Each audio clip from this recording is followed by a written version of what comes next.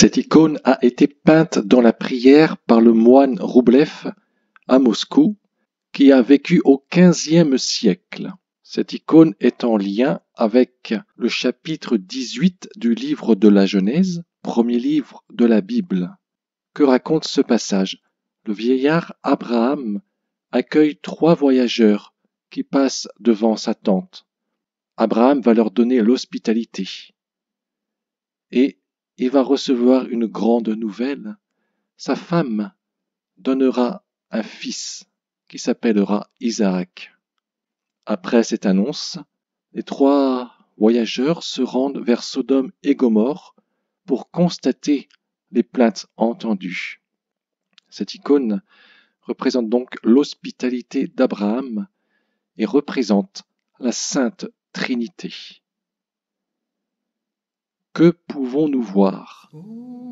3 personnages autour d'une table et à l'arrière-plan, des éléments sont esquissés plus que dessinés. Commençons par regarder l'arrière-plan, il permettra de comprendre qui sont les personnages. Derrière le personnage du milieu, il y a un arbre. C'est l'arbre de la connaissance du bien et du mal. C'est l'arbre de la création. Le personnage central est donc Dieu le Père Tout-Puissant, le Créateur du ciel et de la terre. À gauche, nous pouvons voir un bâtiment. Ce bâtiment, c'est l'Église. Saint Paul nous rappelle que l'Église est le temple de l'Esprit Saint. Ainsi, le personnage de gauche est le Saint-Esprit. À droite, nous voyons un grand rocher.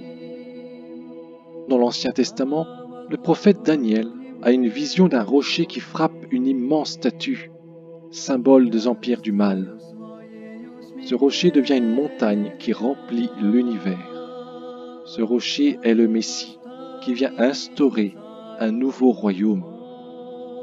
Jésus n'est-il pas la pierre précieuse choisie par Dieu, sur lequel je peux fonder ma vie, comme nous le trouvons dans le Nouveau Testament? Regardons les 3 personnages. Ils ont le même corps, la même corpulence. Ils ont le même visage. Chacun a 2 ailes et une auréole.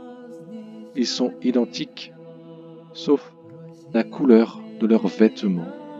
C'est la Sainte Trinité, un Dieu, un seul et unique Dieu. C'est la Sainte Trinité, un seul et unique Dieu en 3 personnes différentes. Le personnage du centre, le Père, a le corps tourné vers le Fils, mais son regard se porte sur le Saint-Esprit. Ce Saint-Esprit sera envoyé du haut du ciel au jour du baptême de Jésus et lors de sa transfiguration, le jour où s'est manifestée la gloire divine devant Pierre, Jacques et Jean sur une montagne. Le regard du Saint-Esprit est droit et ferme sur le Fils. Il le soutiendra dans sa mission. Le Fils baisse la tête et regarde la coupe. Dans le texte de la Genèse, Abraham offre un veau aux visiteurs. Le veau est un animal de sacrifice pour le péché. Le Fils regarde et voit son sacrifice qu'il va réaliser à la croix. Il est l'agneau de Dieu qui s'offre en sacrifice pour nos péchés. Enfin, le Père bénit la coupe et accepte ainsi le sacrifice de son Fils unique. Remarquons que le devant de la table n'est pas occupé. Il y a une place vide.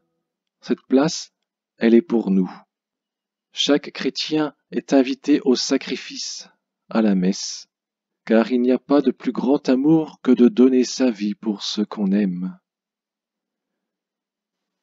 Et nous sommes très aimés par notre Seigneur, la Sainte Trinité.